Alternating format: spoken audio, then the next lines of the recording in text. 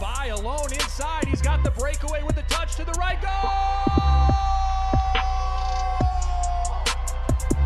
Everything you wanted from this debut. It's Brandon by. Taking a shot with the left. Goal! Isaac Frent from 25 yards out. The equalizer. Will Kidd with the touch of the goal. It's a go-ahead goal. Minneapolis City. This is the People's Pitch Podcast, the official podcast of your Minneapolis City Soccer Club, brought to you by Summit Brewing Company. We are back. What is up, City fans? This is the People's Pitch Podcast, the official podcast of your Minneapolis City Soccer Club. I am John, back at you for another show, but we are once again without my trusty sidekick, Nate, as he and his wife, Mindy, had their baby this week, a healthy baby girl. I've been told everyone is doing great. So this week, last episode I was joined by MPSL head coach Matt Van Benskone, who did a fantastic job filling in. But I'm joined by the man, the myth, the legend, former NPSL Midwest Coach of the Year, the Adam Prybal. Adam, are you ready to move from guest to host? It's a different seat to sit in, and it comes with much more responsibility. Yeah, I mean, I haven't been this nervous since the first game I was head coach for City, but I'll try to do my best. I can't fill in for Nate; those are big shoes. But I mean, all we ask for is your best, and to kind of keep it at like a 3 to 5 beer minimum. So I'm pretty sure you can do that with skirting the boundaries there. Yeah, absolutely. Where does the old granddad fit into that? Well, that they don't sponsor us anymore, ever really. So let's stick to Summit. We'll stick to Summit. I feel like once the old granddad comes out, then we start saying things we regret. Very good. Well, why don't you go ahead and dive in, man? Yeah, there's lots of stuff to cover this week, John. So it feels like the season's just right around the corner. So just a few of the things we're covering this week is, most Birdman Isaac Goose Frent has struck some bad luck. And so we're going to talk a little bit about that tonight. Members met this last weekend. We're going to talk about the member meeting that we had, and it is open trial time. So, in just a couple weeks, we're going to have our open trial, and we're going to talk a little bit about what that means to our club. And finally, we're going to go over some of the young crows and how they've been doing this fall. So why don't you take it away here, John?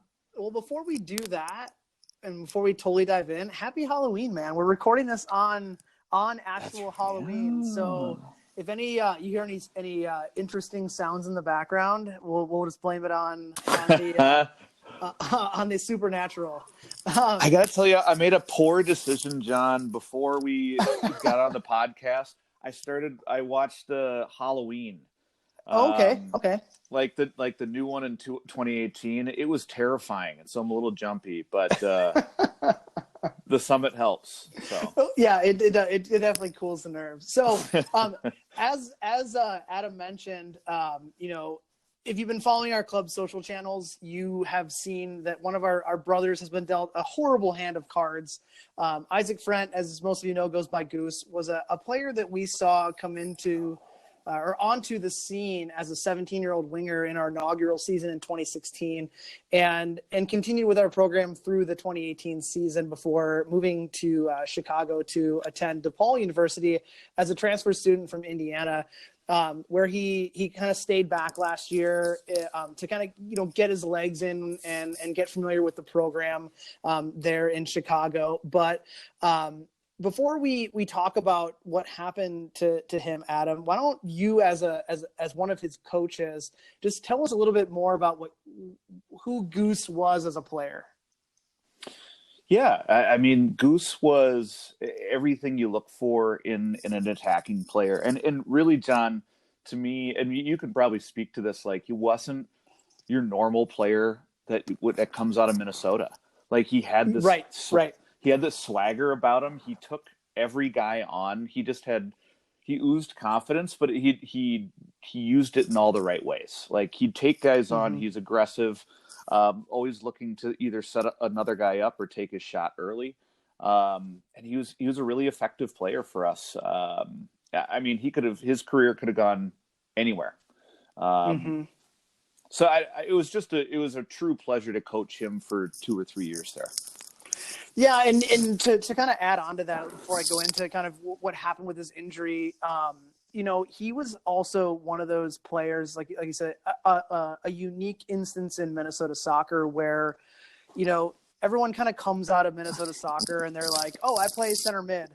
And you're like, well, actually, you only play center mid because that's where you played in Minnesota. And right. we don't have a wealth of attackers or finishers. And with that swagger and confidence that he had as a player, he was one of those kids at a younger age who was like, I don't care if you're a 17-year-old or a 29-year-old, I'm going to go at you relentlessly for 90 minutes, and I'm going to beat you, and I'm going to beat you in a myriad of ways. And it was definitely a unique thing. And so as far as the injury that he picked up in question, it was during the season at DePaul where he kind of went around a defender, and there was a kind of a clumsy challenge, nothing with malice in it, but he ended up tearing some ligaments in his knees, or in his right knee, and the subsequent knee surgery was very successful, actually. And he had that, in Chicago after the injury occurred. And he actually came back home to rehab at Twin City Orthopedics. Shout out to a sponsor. For 2 weeks, he was into rehab, and it was discovered that something seemed off, and what looked like he had formed a blood clot in his right calf. His right knee is where he actually had the injury. So he was put on a blood thinner to help kind of remedy that blood clot. But that's where the actual terrible stuff started to happen. He actually didn't have a blood clot. He actually ruptured an artery. So he had an aneurysm in one of his arteries in his calf. So for the medical professionals listening out there, he was given a thinner to remedy a different medical issue. And in fact, in turn, it was causing his leg to bleed out internally. And Right. and that was the major issue, and that caused the muscle tissue in his calf to start dying off, and then you had the compartment syndrome that resulted in now a 7th surgery. So that's kind of what happened. Yeah, it's really unbelievable because that series of events, like, John, we've all known people that have had blood clots. And I've been around a couple athletes that have gotten the compartment syndrome. It's really, really serious. And if it's not dealt with like right away, and usually like a really bad, that usually happens like a compound break, so that all the blood rushes there and cuts off muscle. But it's just an unbelievable set of circumstances, and it's one of those things in life, Right, exactly. So all in all, not great for him. And it's really sad to say that because he's such a talented young man, really good person, not just a really good soccer player, well-rounded, comes from a really great family, super faith-based family. And likely he'll never play soccer again. But most importantly, his quality of life will probably be hampered as a result of this injury. So if you're interested in helping him or his family out, there's a thing called a meal train campaign that one of his family members started. And they set that up. And you can access that meal train program where you can donate money at any of the Minneapolis City Twitter or Facebook channels. And realistically, any help you can provide, even if you think it's small, it will do a lot to help he and his family out. Right, yeah. I mean, we should also just mention, it's been really cool to see how the soccer community has really rallied behind the family. Mm-hmm. I mean, right. And I'm only seeing that from social media, but it's unbelievable how the family will post something, an update on everything that's going on, and just the outpour of people. And I've had people come up to me, that I didn't know knew Goose. Like, do you know anything about it? It's been amazing to see the Minnesota soccer community and kind of how small it really is. Right, exactly.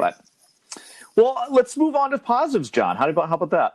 Yeah, positives. Let's amp up this Halloween. There we go. So this last week we had our annual member meeting at the local, always at the local in downtown Minneapolis this last Saturday.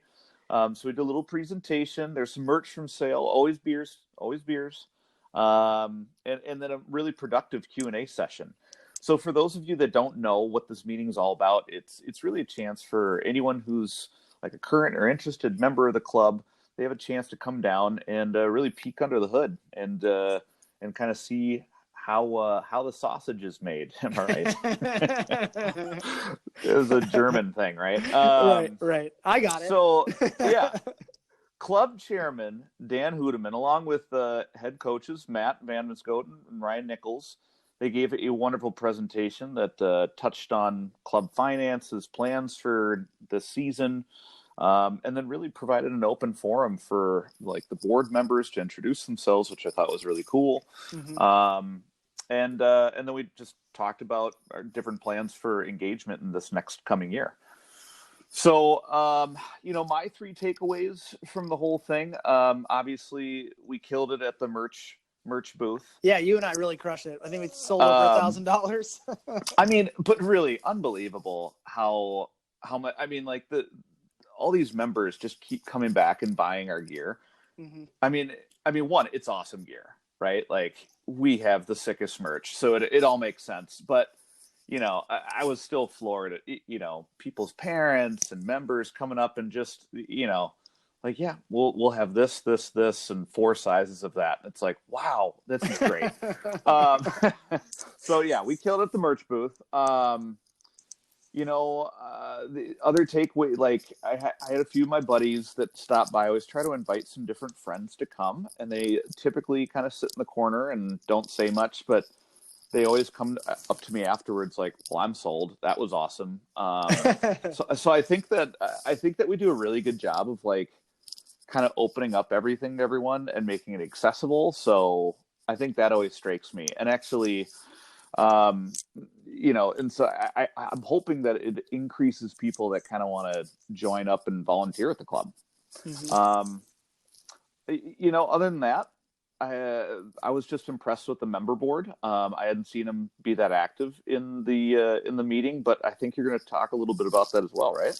Yep, I definitely will. As far as, the event, it's always great, right, Adam? Like it provides us the chance to let members know what we kind of plan to do, but also give them another touch point into the process of like what it takes to run a team or a club that people like you and I are involved in on a day-to-day basis. But and that in itself is something that you don't just see or find other teams in this country do across any level. Like an MLS team is not necessarily handing out a forum for their season ticket holders to come learn a ton about everything, or even at the NPSL level, I don't really know. There's a lot of groups that are doing that. But my main points to take away was, you mentioned the member board. No disrespect at all to those members of the board in the past, but I was really excited from what I heard from this year's member board. They're very impressive from an engagement level and out of this group, and the involvement that they have in the club's operations already, given each of their kind of respected professional fields that they're in, was pretty impressive. I also thought it was awesome that we got a chance to honor some club legends. Captain Aaron Olson and Will Kidd were there, and they were presented a gift to commemorate each of their accumulation of 50 appearances for the club. And as you know, that feat is relatively impressive given the nature of our team and our league that we're in, given that it's a short season. So super happy that they were able to get recognized and kind of celebrate their achievement with the fans. And then finally, really the Q&A I thought was fantastic this year. We all you and I sat up there with the 3 gentlemen you mentioned earlier in front of the room to field question. And per usual, we all had plenty to say individually and collectively. But this year, I thought the fans had some really good ideas. And some of those ideas were things that we can go straight into and take away into an action item. And others, as usual, or, as you would expect, are things that will take a little bit more thought to activate. But we got some really good starters for engagement and making the club better. And that's kind of the whole point of this thing, not just for us to get up there on a soapbox and just say, this is what the budget was, this is what we spent, this is what the plan for the recruiting is, or this is the plan for the league we're going to be in, or whatever. It was a really good chance to hear from the people who spend the money to support the club. And a good example of that was just member engagement. And one of the comments that a member had, if you weren't there, was that, what do we do to introduce the membership process to people who buy one-off tickets? And they said something simple as, why don't you put it in the game day program? And all of us kind of looked at each other like shit. Huh. No shit. Great idea. Why didn't we think of that? So definitely the first time at the meeting where Dan was like, he didn't have a long response to it. He was just like, yeah, you're right. We need that. That was great. That was great. So it's a good example of just people having ideas and providing a platform to express those ideas that, we've even talked, in our club management structure to talk about, like, so what do we potentially do to engage members in more than just this meeting throughout the entire calendar year? Like, should we have more of these meetings? Because this one was I think the best out of all of them so far. So, if you're a member, or even if you're not, and you're listening to this and you need that push to get over the hump to become a member, being engaged in something like this, I think is a way to really get yourself into something that's really cool. Yeah, I mean, we actually already implemented something that one of the members mentioned. So if you remember, there was a member that at one point, I think his comment was, why don't you guys have some more, I think it was basically like, you have some more business casual attire. Like polo shirts or whatever. Yeah, but he looked at me, he's like, yeah, I would buy that polo off your back right now, Adam. And I was like, oh, all right. But I'll get naked. I just saw on Facebook today that sure enough, that polo is now open to the public. There you go. It's for sale online. So it's like, boom, right there. Give a little feedback, and we're going to do it. And I think that's the key. John, I think you're right. I think that, my final take on the whole thing is that, what have we been around for 4 years now? 5 years? This is our fifth year. We're going into our fifth season. I mean, and I think so much of it has been about, the way it's been built and how we're building it and kind of the way we're doing it differently. And now I really think that it's time that the club is going to see, like, the community swell, and people really starting to get involved, and we're starting to get more people into the front office. And that's really exciting to me, because ultimately I think that's what this thing is all about is, sure. We started calling it the People's Club. So I think if that continues, we're going to see a lot of success. Yeah, I wholeheartedly agree with you. So get out and be a member and join these things. It's awesome. So we have more news. We talk about the season starting in November, and we really do mean it. Annually, we hold our open trial, and it is a trial process that almost every American soccer club from top down has, because it's a way for club to add on to what they do from a recruiting perspective. And for us, it's been a steady source of talent, and that's bared the fruit for both of our rosters for both city teams that we have, and was a real foundational point for when we started the club. And then when we started the U23 team a few years ago. So in the early days, it was honestly the process we went to for our talent. But recently, it's kind of shifted to where we found some key pieces that have made almost an immediate impact to our rosters. And you look at names like Jonah Garcia and Zuhair Al-Abbasi, those two guys from last year's open trial not only made the roster, but were week in and week out performers for the Crows. So Adam, why don't you tell us, seeing that you were the coach of the club and you are still involved with the team's kind of day to day, what is it that you look for in a player that attends an open trial?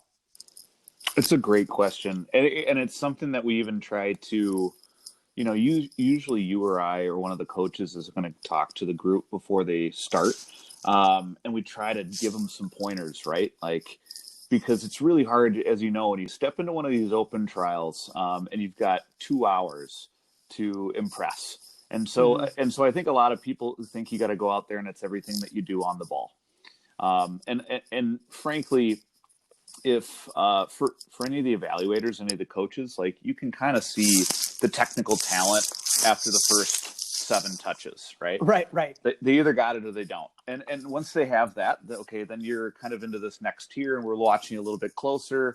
And I really think it all comes down to how do they carry themselves? Are you, do you have natural leadership skills? Are you just kind of, and then some guys like, are you just screaming to scream? We do have screamers. We do. But then it's, it's off the ball movement. It's understanding the game and how to fit in and how to affect a game without just having the ball at your feet. So I mean, those are a couple key pieces that we're looking for. So hopefully some of you guys out there are listening and show up on the 13th, right? Yeah, I think it's a really good point because, yes, we're looking for that 20 goal a year scorer that no team at our level seems to be able to find, and we'll obviously take that person, but it really is that individual who is the complete player who can step into a very uncomfortable situation and look comfortable. And it could be, how, like you said, how they carry themselves. It could be how during a water break, they jog off instead of walking, those things, right. those little things that you look for in a player that can not only make your roster, but could be a potential leader in a clubhouse, that we've seen through all of these open trials. You look at a guy like Max Kent, he was an open trial participant, and he's just a club guy. He came in, worked hard in his trial, but we saw more of the intangibles that you can't find from a guy watching a guy with a ball at his foot. Right. So I guess, this could have been probably my first question. But is there anything on top of what I outlined as the benefits for the club that we've seen over the past that you see as an organization that you can kind of get out of these type of trials? Yeah. I mean, I think exposure to the club, and not exposure in terms of like marketing. I think that it's really good for guys to come in and see the level, right? And whether that's the level of the tryout or kind of what we're expecting from them as an organization, every time we do it, we've got a lot of interest. We fill up, and usually we're taking more guys than we probably should. And I think that speaks a little bit about the club. But then, I think that there's a groundswell in Minnesota of guys that want to play at this level. So, I think that the big thing for me is that when you've got a number of guys, if we're doing it once or twice a year, come in and see like the beginning of the process and see where the level is and what we're expecting from people, even at this amateur MPSL level. Mm-hmm. It's good for Minnesota soccer, and it's good for Minneapolis City. Yep, I would wholeheartely agree. So registration is filling up fast. So if you're interested, you can go to MPLScitysc.com. I should probably know that. That's a mouthful. It is. Just wait till we get to the end, buddy, when you have to close the show. And you can sign up today. Again, that's MPLScitysc.com. There's a limited number of spots, so please, if you're interested, do not wait. But open trial details, it's November 13th, 2019. Don't show up at the wrong date. At 9 p.m. 9 p.m. Yeah. Location is the West St. Paul Dome from 9 p.m. to 11 p.m. I suggest if you are coming to get there quite a bit earlier than 9 p.m.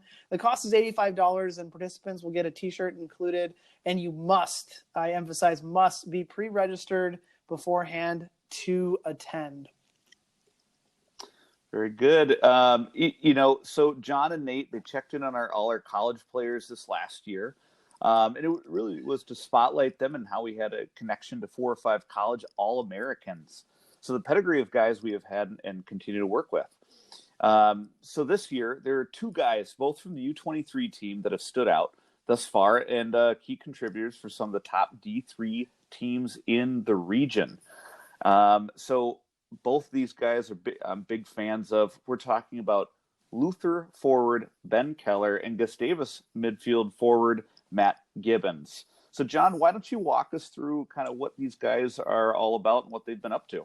So Ben Keller is in his senior year. He's a striker who kind of picked up the torch left behind by some significant attacking options that graduated last fall at Luther. I mean, he's been a key contributor to Luther since his freshman year, but really they needed someone to be the linchpin for them from an attacking perspective. So the tall frontman has literally put the team on his back this season. They're ranked 9th nationally. And so he features for the Norse. They go by the Norse there in Iowa. The Norse. He's featured and started in all 18 of their games, logging just over 1,400 minutes. So that's a lot of time on the field for him. Currently, he sits ranked in the top 15 nationally with 12 goals and 12 assists for an accumulation of 36 points, and 6 of his 12 goals have been game winners. So he's scoring important. That's unbelievable. I know. So he's scoring important goals for the team, not just bagging them against, Little Sisters of the Poor. He's doing it against some quality competition. And clearly what I've noticed is that, from watching some of his games online, and I was able to catch one in person, is his ability to get his teammates involved. And that speaks to the 12 dimes that he's dropped from an assist perspective. But that's something that makes him, only that much more dangerous for opposing defenses to stop, because he's able to get his friends involved and they're picking up the slack when he's maybe not on the score sheet. So Adam, tell us a little bit about Ben and what you think he can bring back to City this summer. Yeah, and I hope Ben listens to this. When did Ben first came into the club? Probably 2 years ago. Correct. And big, tall guy. He's an imposing figure. And when he first came in, and I don't want this to sound like negative against him, I thought he was a little one-dimensional, big guy, finishes well. Moves well off the ball. Moves well off the ball, but his runs were really linear, and he was kind of finishing some very similar goals, right? Like he was always in the right place, the right time, which is itself its own skill, right? Mm-hmm. But what's really exciting me about watching Ben is that as he's continuing his career, and over the last 2 years, and even this last year with the U23s, you've seen some different dimensions to his game that he's adding. Like his link-up play is getting a lot better. He's a little bit more dynamic off the ball, and he's finishing in a lot of different ways. So it's really exciting to see a guy like when you're that big and you're that powerful to also add some finesse to your game. Mm-hmm. And I think that he's going to primed to have an awesome career. Certainly with Minneapolis City, but it can take him as far as he wants it. Yeah, absolutely. I couldn't agree with you more. I mean, every time I watch him play, it's like I see a different side of him that I didn't see 2 years ago when he came to us. So super excited to hopefully have him back. Hopefully no one at a higher level snags him up before we can get him to sign his commitment on the dotted line. So the second guy to cover today was voted a D3 All-American as a sophomore last season and was one of the most dangerous players in the MIAC, in all of the MIAC last year, and continues to be one of the most dangerous players in that league this year. He possesses a very unique mix of size, strength, and kind of a sneaky speed element to go along with just a rifle of a left and right foot. It's kind of very hard to stop at that level. So far this season, he's kind of eased off of his goal tally because what he's done is he's put in a very solid, support system of players around him that collectively averages about 3.5 goals per game, which is pretty impressive and features in the top 10 in the country. So from Matt's perspective, he's basically featured in 13 matches. I think he picked up a knock and was unavailable to feature in more. And he's chipped in 7 goals and 11 assists. And basically this year, the reason why his goal tally, isn't as high as it was maybe last year, and you're seeing, the offense collectively scoring more goals, is because they're deploying him to more set the tone from the midfield spot this year, where he really is starting to do a lot more for the Gusties. And he's involved as more of a two-way player, from adding a little bit more of a defensive element onto what he organically can do offensively. So, Adam, you've seen Gibbons quite a bit from your days coaching high school, and then again, obviously with the U23s and watching some of the MIAC action in his last 3 seasons. Give us your thoughts on him and what makes him, kind of that decorated standout that he is. Yeah, he's what we call a gamer, right?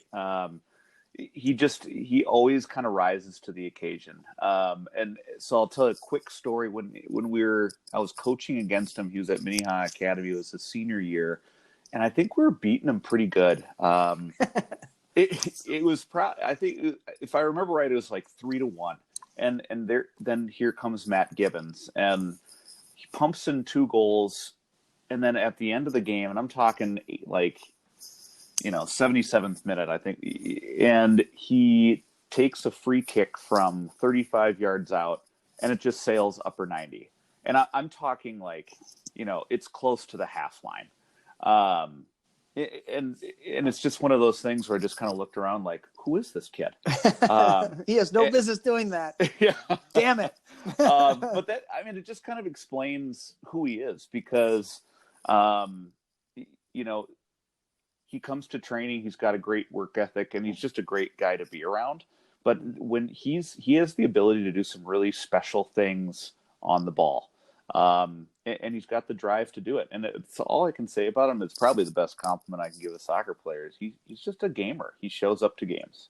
Right. And I think the important thing also to add to this conversation about Matt is that the infamous photo of him without his shirt on holding up the Hayward Tournament U23 trophy. And, there are jokes about his physique because he is a bigger guy. So having a shirtless photo of him was spectacular.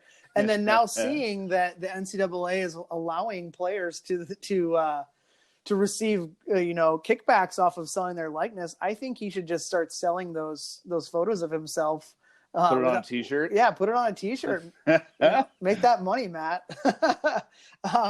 So I'm very excited for both of these guys to come back into the City House, as I am sure you are, and to see what these guys can do after another successful soccer season under their belts. They're moving into the playoffs, so it's good to see these guys, and maybe they'll match up against each other in an important fixture. So that's something that we can hope for.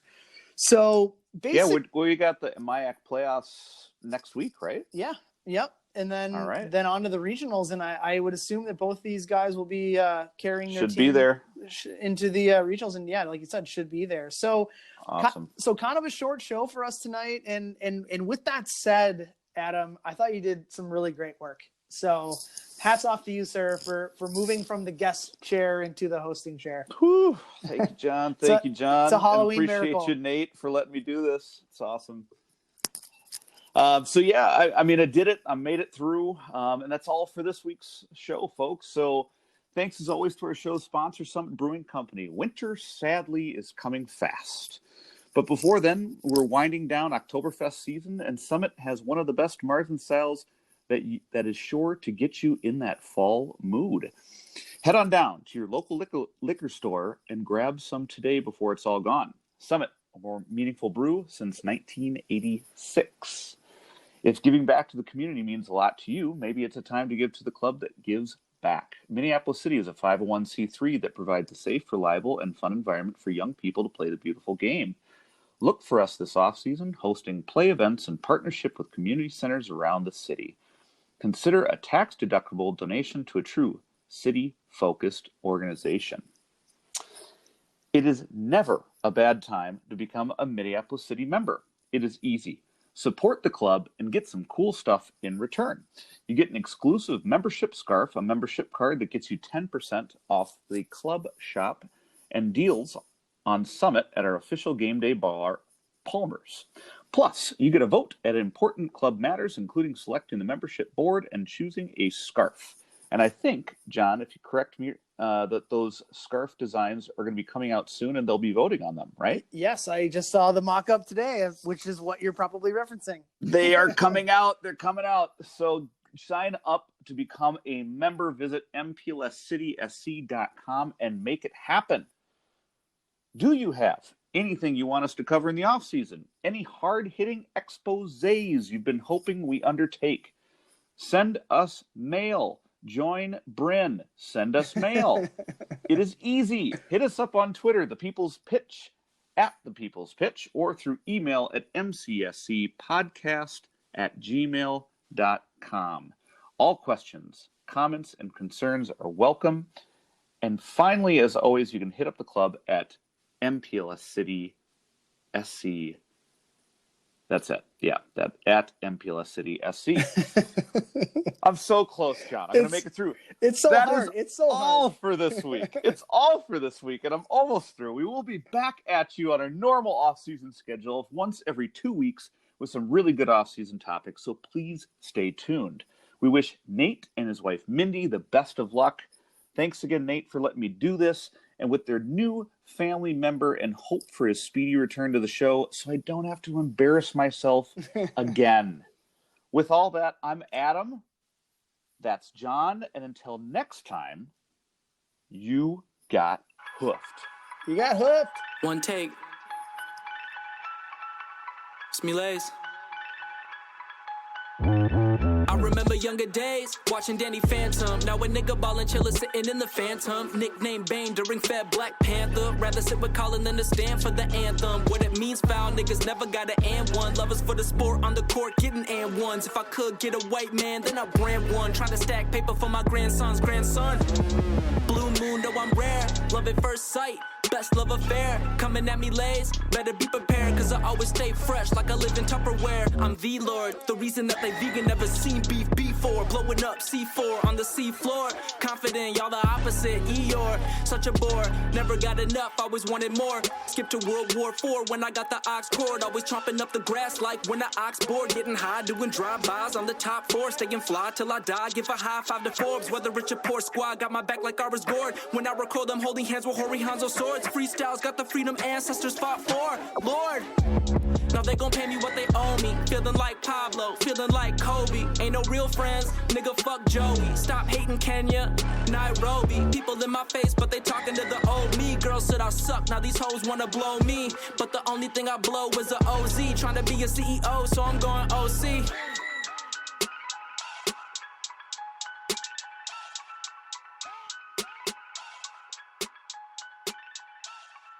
One